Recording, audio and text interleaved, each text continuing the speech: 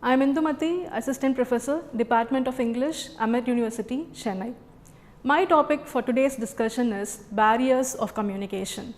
So now, communication is a commonly used term. We are all well known about it.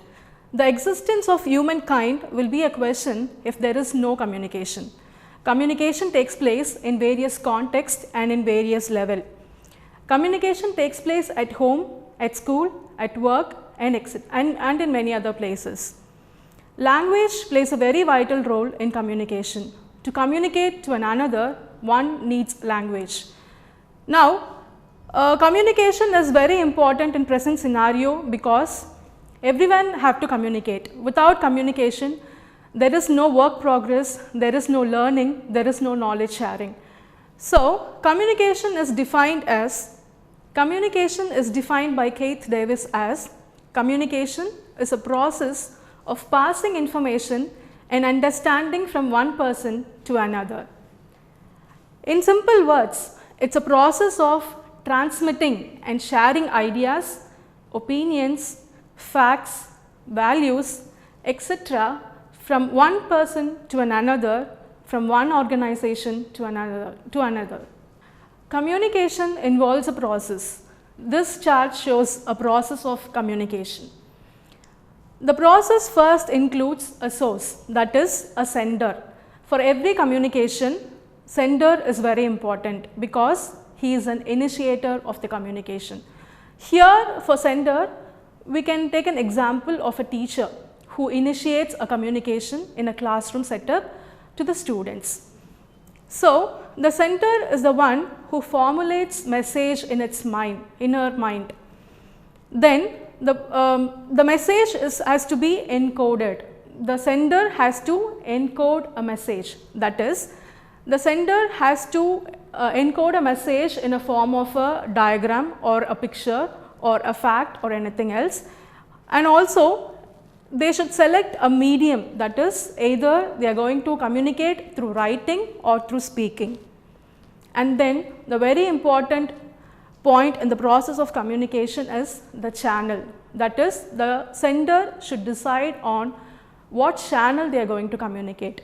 For example, communication can also take place through books, that is written communication. When you write something, when that has to be interpreted by the receiver, you need a channel. So, a book can also act as a channel. And also another example for the channel is television. Whatever we have to, the messages that is passed can also take place through the medium television. And then decoding. This is the part where the receiver takes place. The communication, the idea, the message will be encoded by the sender and it will travel through a channel and it has to be decoded by the receiver, that is interpretation of messages. The receiver should interpret the message first. The right interpretation of a message is very important and that needs a skill. Without decoding the message properly, the process of communication will never be a successful one.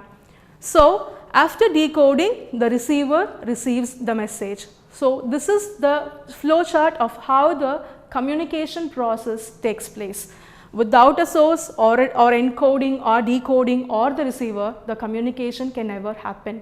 And communication is between two people, at least two. So, with only the sender, the communication can never exist. Next, we will have a view on the types of communication. Communication are of 4 types.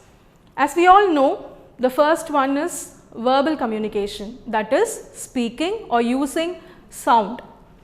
The second one is non-verbal communication, which plays a prominent role in workplace. And then the written communication, which we have been practicing from our childhood.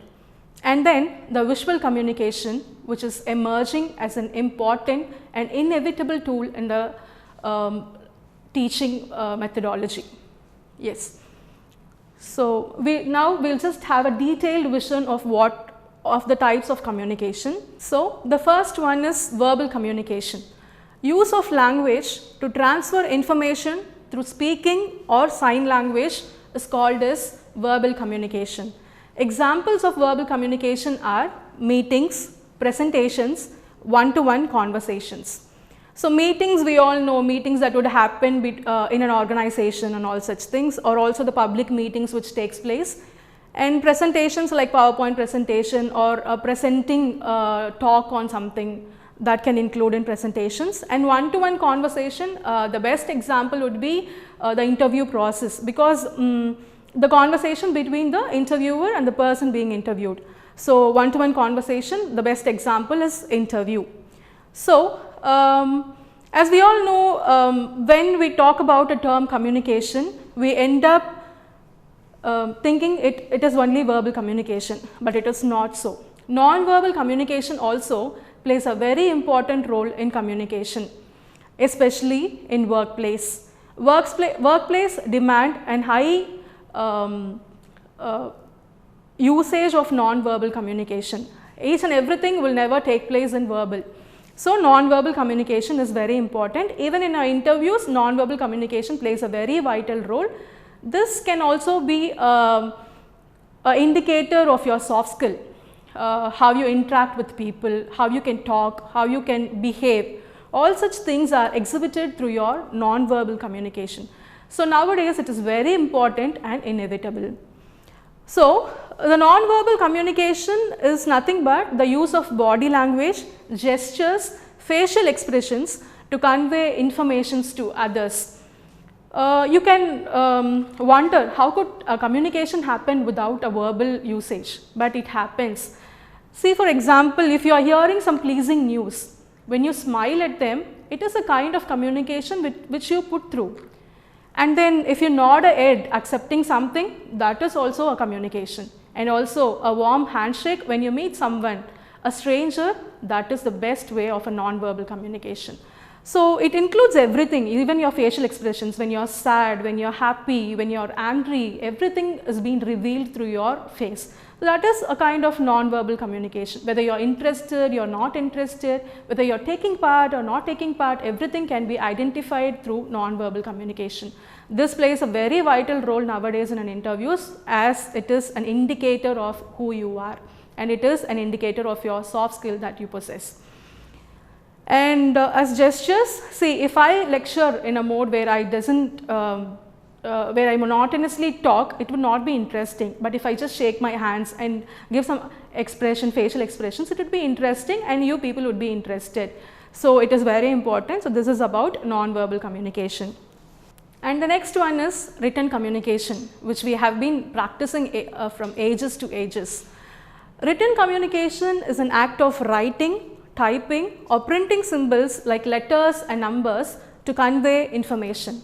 Examples for written communication are books, pamphlets, blogs, emails and chats. As we all know, we usually get some information through books. We come to the library to get information through the book. And then the pamphlets, we know nowadays any advertisement or anything which has to take place, the pamphlets is being distributed, and that plays a very vital role in the business or anything which is considered. And then the blogs, the most important and the thriving way of writing. People are much interested in reading and writing blogs. So blogs also is also a mean of written communication. And then email and chats. Email, nowadays there is no call for an interview through a post or something. Everything is sent through an email, and you even send your resume through email. So email is also a very important mode of written communication, and even the small chats we do through your mobile phones is also a kind of written communication, where the sender's view is received by the receiver. So, these are the examples of written communication, and then comes in visual communication, which is quite interesting for the students nowadays. Visual communication is nothing but it's an act of using photographs, art, drawings, sketches, charts and graphs to convey information.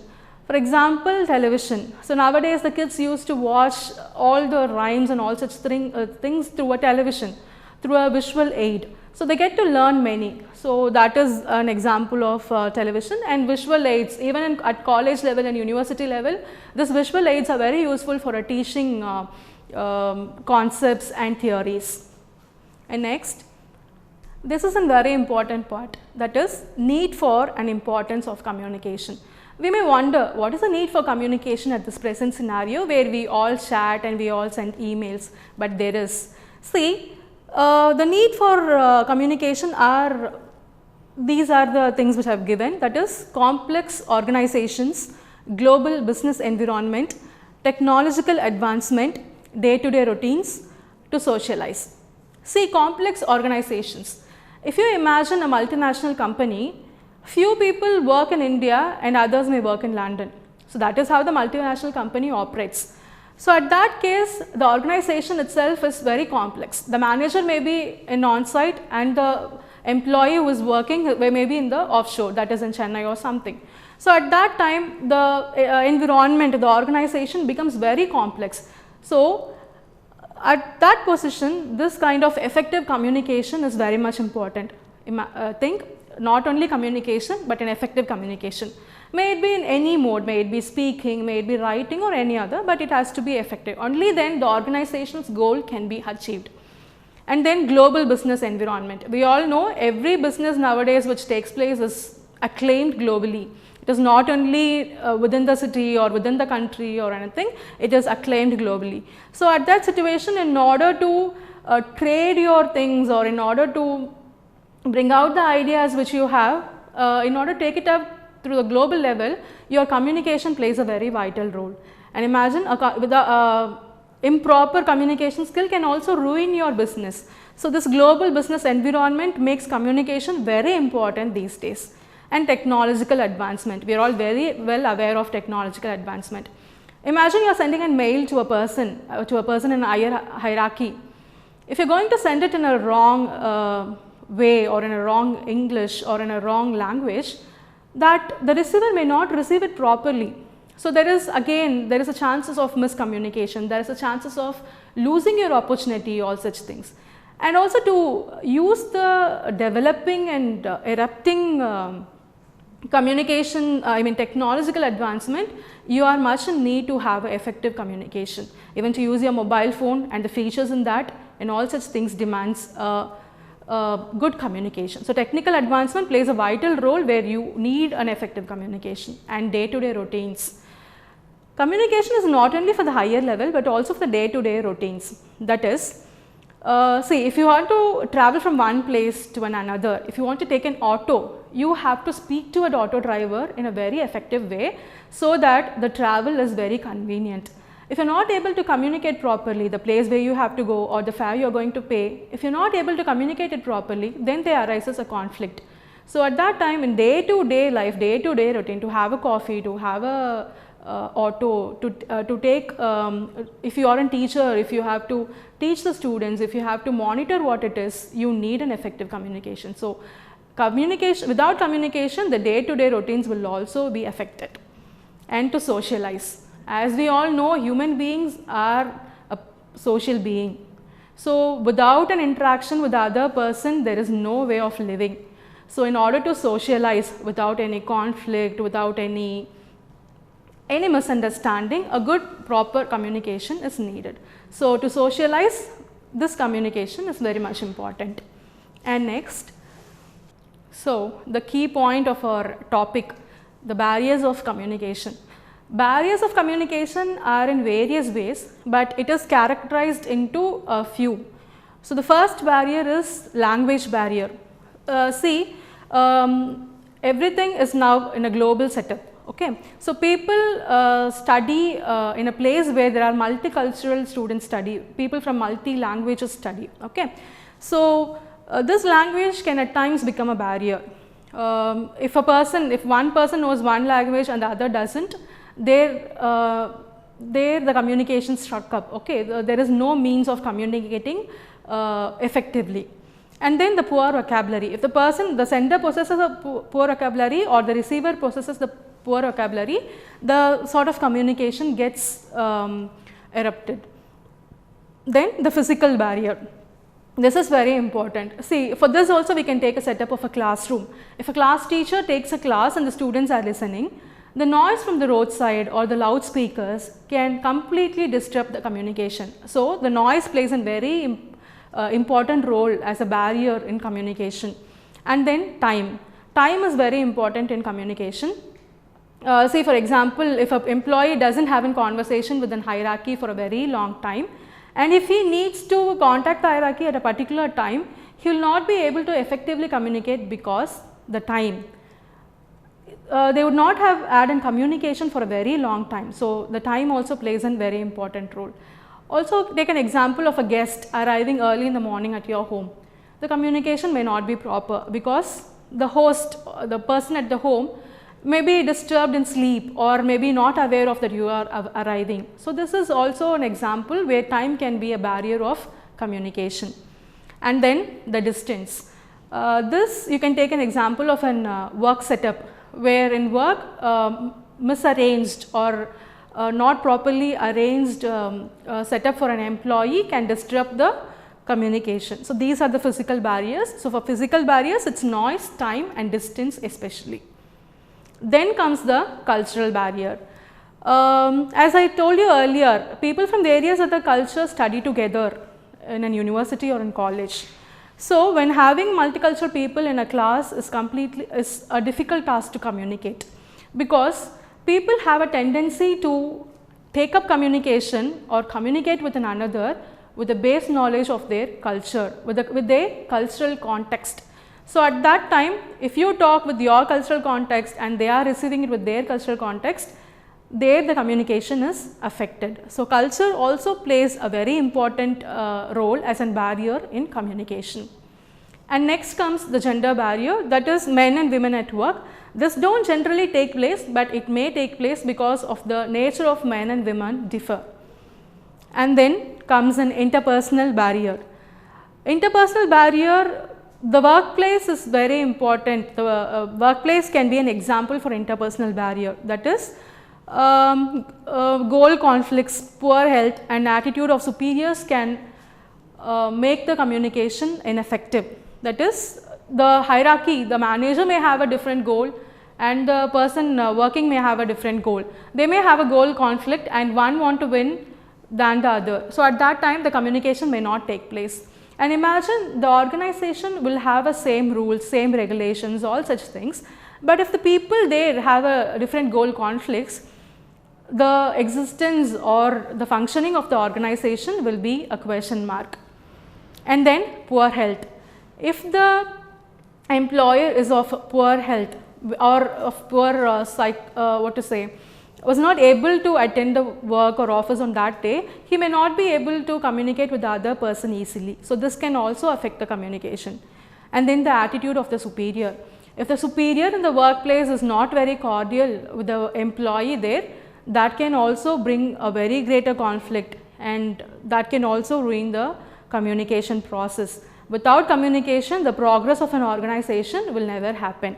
So, interpersonal communication is also, interpersonal is also a barrier in the communication. So, I will just revise what are the barriers of communication. The barriers of communication are the language barrier, physical barrier, cultural barrier, gender barrier and interpersonal barrier. This is the categories of barriers. So, we were talking about the categories of barriers of interpersonal communication. Now, it is in specific what are the barriers. The first one and the very foremost one is the use of jargon, overcomplicated or unfamiliar terms. Jargon is nothing but a technical vocabulary that is used among a particular group of people. Example, doctors. When you go and consult a doctor, the doctor may have doctor may speak in his jargon. For example, BP is also a jargon word where few people cannot understand what BP is. So, at that time when they communicate with the jargon with the person outside the group, the communication can be affected, and also overcomplicated and unfamiliar words. For example, people imagine that fluency in English means using unfamiliar and overcomplicated vocabulary. That is not so, because when you use, the other person, the receiver may not understand what it is and may also feel shy to ask you and make understand what it is. So, this overcomplicated and unfamiliar terms also plays a very vital role as a barrier. And then the lack of attention, interest and distractions. So, this is on the part of a receiver or also on the sender. If the sender is not interested or he does not provide the message which he wanted to in a proper way, it cannot be decoded into a proper message by the receiver. And also attention and distractions are on the part of a receiver. If a receiver does not have a better attention or does not understand what the sender has sent, that can also act as a barrier. The distractions on the side of a receiver or a sender can make the communication ineffective. And then irrelevance to the receiver. See, before starting a communication, you have to decide on what is the need of an audience. Without knowing that, starting and proceeding on a communication is of no use, because the receiver will not be interested anymore. And then language differences and unfamiliar accents. We earlier discussed about the language differences and about the unfamiliar accents. See, if we take a particular state, even in a particular state there are many people with different accents. At that time the accent may not be understandable. So, it is better to speak on with avoiding an accent. Then expectation and prejudices, that is going for a communication with the preconceived ideas, expecting something, prejudicing something. So, at that time you will not be able to receive what the sender tells you.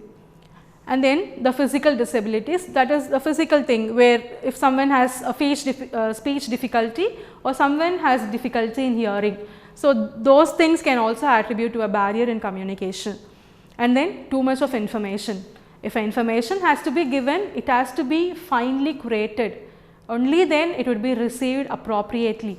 If you keep on pouring lot and lots of information, the receiver may be disinterested in your communication, and that can completely ruin the communication process.